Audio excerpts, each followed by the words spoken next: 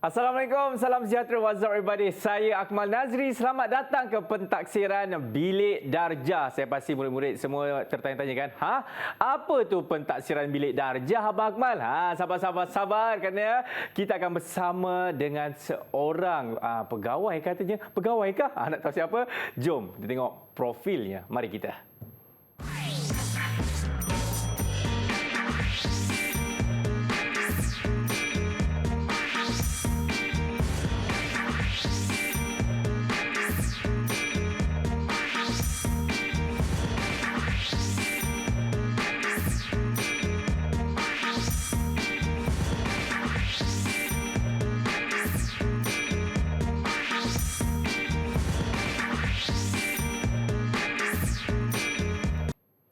Inilah pegawai yang saya masukkan tu, iaitu Dr. Norhana. Assalamualaikum Doktor, apa khabar? Waalaikumsalam Akmal. Akmal pula apa khabar? Alhamdulillah terbaik Doktor. Alhamdulillah. Sebelum kita nak tahu lebih lanjut lagi apa itu instrumen PBD ataupun pentaksiran bilik darjah, saya juga ingin memperkenalkan juru bahasa isyarat kita kali ini. Ini dia Cikgu Azliana. Apa khabar Cikgu Azliana? Sihat? Terbaik Cikgu Azliana. Okey, Doktor, saya pasti murid-murid tertanya-tanyakan, PBD iaitu pentaksiran bilik darjah. Tapi apa sebenarnya instrumen PBD ini, Doktor? Silakan. Okey Akmal. Baiklah murid-murid, sebelum kita dengar apakah itu instrumen pentaksiran bilik darjah, kita ingat dahulu. Okey. Pernah tak dengar perkataan pentaksiran bilik darjah?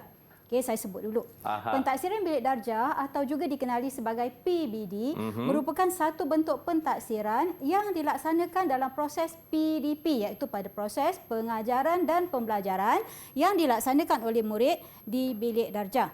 Jadi dalam keadaan itu, murid akan dinilai secara berterusan sepanjang proses PDP itu berlangsung. Okey. Jadi apabila pentaksiran bilik darjah dilangsungkan berlaku di bilik darjah, murid berpeluang untuk dinilai secara menyeluruh dalam bilik darjah, bukan hanya pada aspek kognitif. Itu yang dimaksudkan dengan pentaksiran bilik darjah. Jadi selepas ini kita akan lihat pula. Kita jawab soalan Akmal. Apakah instrumen bagi pentaksiran bilik darjah? Baik. Okey, mari kita mulakan. Inilah dia. Okey, ketika kita melihat pentaksiran bilik darjah, saya mulakan dengan paparan ini, iaitu panduan pelaksanaan bilik darjah yang dikeluarkan oleh Kementerian Pendidikan Malaysia. Baik. Okey, berdasarkan panduan ini, kita mulakan dengan pengenalan. Pentaksiran bilik darjah merupakan proses berterusan. Tadi saya dah jelaskan pada Akmal. Betul. Ya. Dalam sesi pengajaran dan pembelajaran bagi mendapatkan maklumat tentang perkembangan, kemajuan dan kebolehan penguasaan murid terhadap matlamat kurikulum yang dihasratkan. Jadi sebelum bicara lagi tentang instrumen, kita sebut lagi perkara yang kedua yang penting berkaitan dengan pentaksiran bilik darjah. Dalam pelaksanaan pentaksiran bilik darjah, sebelum mula membuat pentaksiran terhadap murid, bermakna guru terlebih dahulu perlu menentukan hasil pembelajaran atau objektif pembelajaran yang akan dicapai oleh murid-murid berdasarkan objektif pembelajaran yang ditentukan daripada standard kandungan dan standard pembelajaran. Baik. Standard kandungan dan standard pembelajaran ini boleh dirujuk dalam DSKP ataupun juga dikenali sebagai Dokumen Standard Kurikulum dan Pentaksiran. Jadi berikut, yang ni saya paparkan, yang ni dapat kita lihat bersama-sama. Apakah yang saya sebutkan, apakah yang saya maksudkan dengan standard kandungan, standard pembelajaran dan standard prestasi yang digunakan untuk mentaksir murid tadi. Baik. Okey, seterusnya kita lihat pula apakah instrumennya. Suspend Doktor. Suspend. Memang Okey. Instrumen bagi pentaksiran bilik darjah secara umumnya terbahagi kepada 3, iaitu pertama, guru, kedua, pentaksiran kendiri dan ketiga, pentaksiran rakan sebaya. Oh. Jadi kalau kita lihat ketiga-tiga ini ada di dalam bilik darjah ketika satu-satu proses PDP ataupun proses pengajaran dan pembelajaran berlangsung. Oh, okey, baik. Aha. Jadi daripada tiga instrumen pentaksiran tadi, kita akan lihat satu demi satu bagaimanakah kaedah untuk kita melaksanakan pentaksiran ini. Ya. Jadi kita lihat kaedah yang pertama untuk mentaksir PBD, Okey. iaitu pertama, PBD boleh ditaksir berdasarkan pemerhatian. PBD juga boleh ditaksir berdasarkan lisan. Okey. Dan selain itu, PBD juga boleh ditaksir berdasarkan penulisan. Okey, itu dia. Ya, Akmal. Itu dia apa saya perkenalkan apakah pentaksiran bilik darjah atau PBD dan saya jawab soalan Akmal, apakah instrumen bagi pentaksiran bilik darjah. Okey, itulah dia instrumen yang ada di dalam pentaksiran yang bilik darjah kan doktor, yang baru saja disampaikan oleh doktor tadi. Saya pasti murid nak tahu lebih mendalam lagi kan mengenai PBD ini, tapi kita nak rehat dulu. Anda semua jangan ke mana, selepas ini kita akan kembali lagi dalam PBD.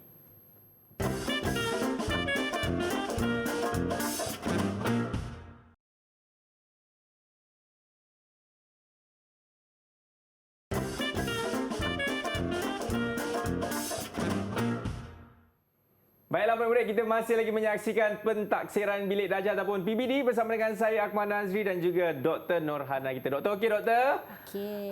Ramai murid-murid sebenarnya nak tahu. Saya okey doktor. Ni ramai murid ni sebenarnya nak tahu lagi apa yang ada dalam kaedah PBD ni doktor. Jadi jom kita sambung balik kita punya perbincangan ini. Silakan doktor. Kita sambung lagi perbincangan kita atau perkongsian kita berkaitan dengan instrumen pentaksiran bilik darjah. Baik. Okey, tadi saya dah sebutkan pentaksiran bilik darjah terbahagi kepada ada tiga, iaitu pemerhatian, lisan dan penulisan. Okey, berikutnya. Okey. Kita lihat apa yang ada dalam pemerhatian, apa yang ada dalam lisan dan apa yang ada dalam penulisan. Bagaimana pentaksiran melalui pemerhatian dilaksanakan? Okey, pentaksiran melalui pemerhatian dilaksanakan menggunakan tiga alat. Okey. Tapi walau bagaimanapun, apa yang saya bicarakan ini merupakan cadangan. Di peringkat bilik darjah masing-masing, guru sebenarnya mempunyai flexibility ataupun kebebasan untuk menggunakan instrumen-instrumen lain yang difikirkan bersesuaian untuk tujuan mentaksir murid-murid semasa proses PDP berlangsung. Okey, kita lihat dulu pada kaedah yang pertama yang saya sebutkan tadi, iaitu kaedah pemerhatian. Baik. Cadangan ya untuk kaedah pemerhatian untuk mentaksir PBD, pertama menggunakan senarai semak, kedua menggunakan anekdot, ketiga menggunakan rekod berterusan, dan pada masa itu ya di samping itu guru juga boleh menggunakan gambar aktiviti. Kemudian bagi pentaksiran yang dilaksanakan menggunakan kaedah lisan, Okey. guru boleh melihat interaksi respon guru dalam bentuk soalan lisan antara murid dengan guru, boleh juga dalam bentuk soalan lisan murid dengan murid, atau melalui aktiviti yang dilaksanakan oleh murid seperti mendeklamasi saja. Seterusnya, satu lagi Ahmad, iaitu pentaksiran yang menggunakan instrumen penulisan. Untuk penulisan pula, guru-guru boleh menggunakan lembaran kerja yang mungkin dalam bentuk soalan latihan dan juga boleh menggunakan lembaran kerja dalam bentuk jadual. Setiap satu ini, saya akan perincikan lagi pada perbincangan seterusnya. Okey, baik. Ini dia. Jadi, kita lihat satu persatu apa yang saya perkatakan tadi, iaitu pentaksiran yang dilaksanakan secara pemerhatian. Yang ini saya senaraikan tadi. Yang pertama, senarai semak, dah sebut tadi. Kedua, anekdot dan rekod berterusan juga saya sebutkan tadi. Kita lihat contoh-contohnya. Baik. Okey, ini ialah contoh cadangan ya bagi penggunaan senarai semak sekiranya di dalam bilik darjah guru-guru menggunakan senarai semak untuk mentaksir tahap penguasaan murid. Kalau kita lihat di sini, bila saya menyebut tentang mentaksir tahap penguasaan murid, guru perlu kembali merujuk kepada rubrik yang ada dalam DSKP. Okey, ini ialah contoh senarai semak. Bagaimana senarai semak ni nak digunakan? Contohnya sekarang yang saya paparkan ialah senarai semak untuk mata pelajaran reka bentuk dan teknologi yang ada pada atau yang dipelajari oleh murid tingkatan 1. Okey, dalam senarai semak tersebut, di ruang pertama kita ada bilangan, ruang kedua kita ada nama murid dan seterusnya kemahiran-kemahiran yang perlu dikuasai oleh murid. Guru boleh menandakan pada senarai semak tersebut apakah kemahiran-kemahiran yang telah dikuasai oleh murid dan pada masa yang sama sekiranya memerlukan catatan tambahan, guru boleh lengkapkan di ruang catatan. Inilah satu contoh, satu cadangan bagaimana pentaksiran secara pemerhatian boleh dilaksanakan menggunakan senarai semak. Baik. Okey, seterusnya kita lihat pula yang ini saya sebutkan yang kedua tadi, iaitu pentaksiran, masih lagi pentaksiran secara pemerhatian, tetapi kali ini kita menggunakan pula kaedah anekdot ataupun catatan ringkas. Okey, yang saya paparkan di sini ialah contoh bagi bagaimana agaknya anekdot nak digunakan oleh rakan-rakan guru untuk mentaksir murid. Sebagaimana yang saya sebut tadi, anekdot ialah catatan ringkas. Jadi dalam keadaan tersebut, guru yang memang mengenali murid yang ada di hadapannya di dalam bilik darjah mencatatkan. Catatan ini agaknya untuk siapa? Contoh yang saya letak di sini, pada 13 hari bulan 10 2016, hari Khamis. Ya, murid telah membersihkan kelasnya tanpa disuruh atau dikawal selia oleh guru. Dia terus bertugas membersihkan kelas dengan menyapu, menyusun meja dan seterusnya lah. Jadi dalam keadaan itu, guru membuat catatan. Kerana tadi saya katakan, pentaksiran bilik darjah merupakan pentaksiran yang berterusan dan pentaksiran yang menyeluruh. Jadi dalam aspek ini, ya, kenapa catatan ini atau anekdot ini kita terima juga sebagai satu daripada instrumen dalam pentaksiran PBD. Kerana daripada catatan ini, guru dapat mengenali muridnya, bagaimana sikap muridnya. Ya, kerana tadi saya katakan pentaksiran ini merupakan pentaksiran yang menyeluruh. Okey. Seterusnya Akmal, kita lihat pula seterusnya ya. Silakan. Okey. Pentaksiran secara pemerhatian. Masih lagi kaedah yang pertama, iaitu pentaksiran secara pemerhatian. Kali ini kita gunakan pula catatan rekod berterusan. Bila saya katakan catatan rekod berterusan ini dah tentulah memerlukan catatan peringkat demi peringkat ataupun beberapa pengkisahan. Pengkisahan di situ maksudnya bukanlah kita nak buat cerita penglipu lara, tetapi apa yang berlaku. Jadi kita lihat contoh. Contoh katalah berdasarkan pemerhatian guru, sebab tadi kita guna kaedah pemerhatian lagi, kita masih berada di kaedah pemerhatian. Berdasarkan pemerhatian guru, Amirah dilantik sebagai ketua kumpulan untuk melaksanakan aktiviti pembelajaran. Jadi selaku ketua, Amirah membahagikan tugas kepada ahli kumpulannya. Agaknya Amirah buat sesuatu tak dalam keadaan tu? Mesti dia buat, cikgu. Ya, jadi dalam keadaan itu Amirah mampu menunjukkan keterampilannya sebagai pemimpin dalam kumpulannya. Jadi ini juga boleh dianggap sebagai satu bentuk pentaksiran kepada murid. Sebab apa boleh ditaksir? Kerana tadi saya sebutkan pentaksiran bilik darjah merupakan pentaksiran yang menyeluruh, tidak terhad kepada aras kognitif semata-mata. Jadi Akmal, kita dah selesaikan tiga instrumen, kaedah. Yang pertama tadi apa dia buat murid? Betul. Yang kedua apa? Dan yang ketiga? Betul. doktor, diorang jawab semua betul lah, doktor.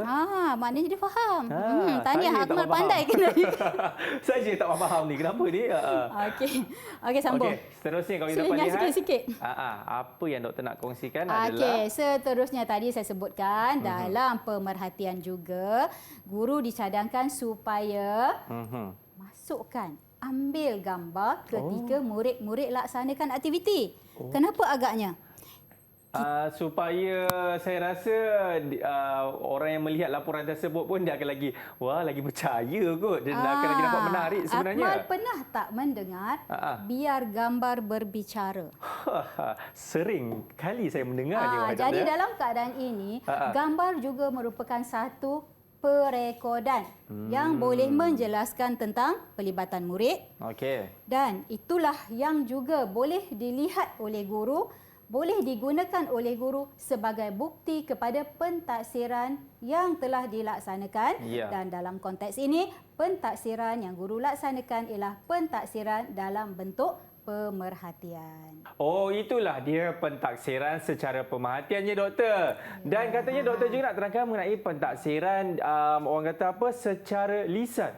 Macam mana pula tu, doktor? Okey, jom kita lihat. Pentaksiran secara lisan. Bagaimana PBD ditaksir melalui pemerhatian lisan? Pertama, guru akan melihat bagaimana interaksi antara murid dengan guru. Bermakna ketika itu guru boleh mentaksir murid ketika guru bersoal jawab dengan murid. Kedua, interaksi antara murid dengan murid. Guru memerhatikan bagaimana murid berinteraksi dengan murid dan dari situ PBD boleh ditaksir. Seterusnya pula interaksi murid dengan pembelajaran. Jadi kita lihat contohnya di sini. Ini ialah contoh bagaimana guru boleh mentaksir PBD secara lisan dengan melihat interaksi murid dengan guru.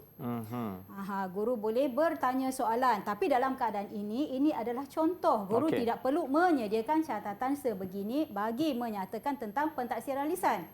Seterusnya, ini pula merupakan pentaksiran yang boleh dilaksanakan atau contoh pentaksiran yang boleh dilaksanakan oleh guru untuk menilai pentaksiran murid dengan murid atau rakan sebaya, iaitu ketika murid berinteraksi dengan rakan sebayanya. Okey, seterusnya lagi kita lihat pentaksiran secara lisan juga boleh ditaksir ketika murid berinteraksi dengan bahan, iaitu ketika murid menyampaikan, mengambil bahagian dalam aktiviti pembelajaran, contoh bersyair dan sebagainya. Okey, seterusnya. Seterusnya kita lihat pula bagaimana pentaksiran secara penulisan tak dilaksanakan atau boleh dilaksanakan. Yang tadi saya sebutkan antaranya ialah menggunakan lembaran kerja. Lembaran kerja boleh dalam dua bentuk. Mungkin dalam bentuk soalan latihan atau dalam bentuk jadual. Jadi berikut merupakan paparan contoh bagaimana pentaksiran lisan, pentaksiran PBD dilaksanakan secara penulisan dengan menggunakan lembaran kerja. Manakala yang berikut pula merupakan contoh penggunaan lembaran kerja dalam bentuk jadual. Seterusnya, doktor. Nampaknya kita kena berhenti rehat dulu, doktor. Sebab tadi pun kita dah tengok dah kan, secara lisan, secara gambar kan, doktor tadi kan. Betul ke gambar, doktor? Kenapa doktor terus saya macam tu, doktor? Takut kita ada saya. Lisan, kita ada pemerhatian dan kita ada penulisan. Penulisan, itu yang saya nak masukkan tadi. Okey, jadi jangan berpening kembali, kita nak berhenti rehat dulu. Murid semua jangan ke mana-mana. Selepas ini kita akan kembali lagi dalam pentaksiran Bilik Darjah.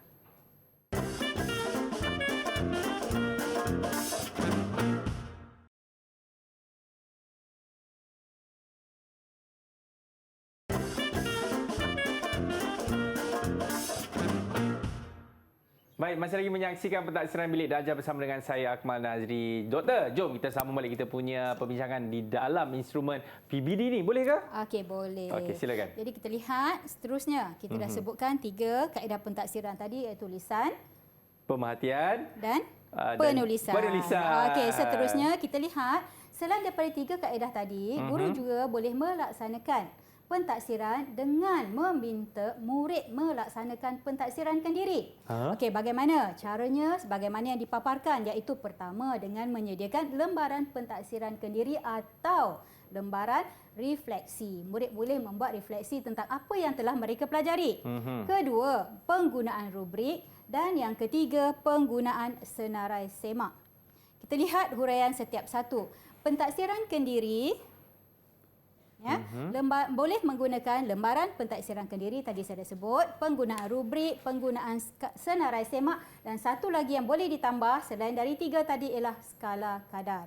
Kita lihat satu persatu. Ini ialah contoh bagi lembaran pentaksiran kendiri ataupun lembaran refleksi yang boleh digunakan oleh murid, bermakna murid menilai apakah yang telah mereka fahami, apa yang telah mereka kuasai dalam satu-satu proses PDP. Seterusnya, ini pula ya, pentaksiran kendiri menggunakan rubrik ataupun borang yang boleh murid tandakan manakah aspek yang telah mereka fahami, yang telah mereka kuasai berdasarkan proses PDP yang dikendalikan oleh guru. Okey, seterusnya lagi kita lihat. Ini ialah contoh penggunaan senarai semak sekiranya guru mahu murid menilai membuat pentaksiran kendiri. Ya, jadi murid boleh mengatakan ya ataupun tidak pada aspek kemahiran yang telah dikuasai oleh murid atau yang telah diajarkan kepada murid. Okey, seterusnya satu lagi bentuk pentaksiran PBD yang boleh digunakan ialah pentaksiran rakan sebaya. Tadi kita lihat bagaimana murid membuat refleksi terhadap apa yang telah dipelajari. Tapi kali ini kita memberi ruang kepada rakannya pula menilai rakan sebaya atau rakan sekelasnya. Contoh aktiviti pentaksiran rakan sebaya. Pertama, dengan cara memberi ruang kepada murid untuk menyemak hasil kerja rakan berdasarkan objektif pembelajaran yang ditetapkan oleh guru. Yang kedua, perbincangan secara formal. Guru boleh melihat bagaimana pelibatan murid dan minta murid rakan menilai rakan di dalam bilik darjah tentang bagaimana interaksi rakannya dalam perbincangan kumpulan secara formal. Kemudian, ketiga, memeriksa atau memberi skor terhadap aktiviti yang dilaksanakan oleh rakan dalam kumpulan atau rakan dalam kelas atau rakan dalam bilik darjah. Dan seterusnya, keempat, perbincangan dan maklum balas. Dalam keadaan itu, murid boleh menilai rakannya dengan cara memberi maklum balas tentang pelibatan rakannya. Contoh ketika melaksanakan pengajaran berasaskan projek dan lain-lain kerja kumpulan. Dan yang kelima ialah, bila tadi saya sebut kerja berkumpulan, satu lagi ruang yang boleh digunakan oleh guru untuk mentaksir PBD menggunakan kaedah pentaksiran rakan sebaya ialah rakan atau murid menilai rakannya ketika mereka sama-sama melaksanakan satu-satu kerja kumpulan. Kerana dalam keadaan ini, murid yang terlibat sama secara langsung dan mereka tahu bagaimana pelibatan rakan mereka yang mungkin ada kalanya tidak diperhatikan atau terlepas pandang oleh guru. Jadi dalam keadaan itu kita berlaku adil, guru ada ruang untuk menilai, murid juga ada ruang untuk menilai. Jadi untuk tujuan pentaksiran rakan sebaya supaya nampak lebih telus, dicadangkan supaya guru menyediakan borang maklum balas. Ini ialah contoh bagaimana borang maklum balas untuk pentaksiran rakan sebaya ya, boleh digunakan oleh guru dan digunakan oleh murid untuk menilai rakan dalam kelas, dalam kumpulan atau dalam bilik darjahnya. Cik Akmal. Itulah dia doktor mengenai pentaksiran bilik darjah. Saya pasti ini bukan saja memberikan kebaikan kepada murid, malah juga memberikan kebaikan kepada guru-guru juga kan. Supaya guru-guru ini sentiasa memberikan satu idea yang orang kata kreatif kan kepada murid-murid. Okey, rumusannya doktor. Okey, jadi sekarang kita dah bicarakan tentang instrumen yang boleh digunakan untuk pentaksiran bilik darjah. Jadi kita sampai ke bahagian rumusan. Apapun keadaannya ketika melaksanakan PBD atau pentaksiran bilik darjah, kita harus faham bahawa pentaksiran bilik darjah merupakan sebahagian daripada PDP yang melibatkan proses mengumpul, menganalisis maklumat serta membuat refleksi terhadap PDP yang dilaksanakan secara berterusan. Dan dalam keadaan ini kita harus ingat bahawa pelaksanaan PBD yang betul akan memberi gambaran yang jelas tentang penguasaan murid terhadap standard pembelajaran yang diharapkan dalam kurikulum. Itu sebab tadi saya kata PBD menilai secara keseluruhan bukan hanya aspek kognitif. Dan yang lebih penting yang perlu kita ingat bahawa segala maklumat yang diperoleh dalam pentaksiran bilik darjah tadi bukan bertujuan untuk membuat perbandingan antara murid. Jadi, sebaliknya maklumat tersebut hendaklah digunakan oleh pihak sekolah, oleh pihak ibu bapa, oleh guru dan pihak-pihak yang terlibat untuk merancang apakah agaknya tindakan susulan yang boleh dilaksanakan bagi menambah baik penguasaan dan pencapaian murid dalam pembelajaran. Itu sebabnya tadi kita sebutkan bahawa dalam pentaksiran bilik darjah, tahap penguasaan murid itu yang penting dan tahap penguasaan ini boleh dinilai secara berterusan dan ditambah baik berdasarkan satu-satu pentaksiran. Itulah dia Akmal. Apa yang kita nak sebutkan tentang instrumen PBD. Terima kasih banyak Dr. Nurhana di atas perbincangan tersebut dan juga tak lupa kepada jurubahasa isyarat kita Cikgu Azliana. Diharapkan sebanyak ini juga memberikan orang kata inspirasi kan kepada guru-guru di luar sana. Baiklah, kita akan jumpa lagi di PBD seterusnya ataupun pentaksiran bilik darjah. Saya Akmal Nazri. Assalamualaikum. Bye-bye.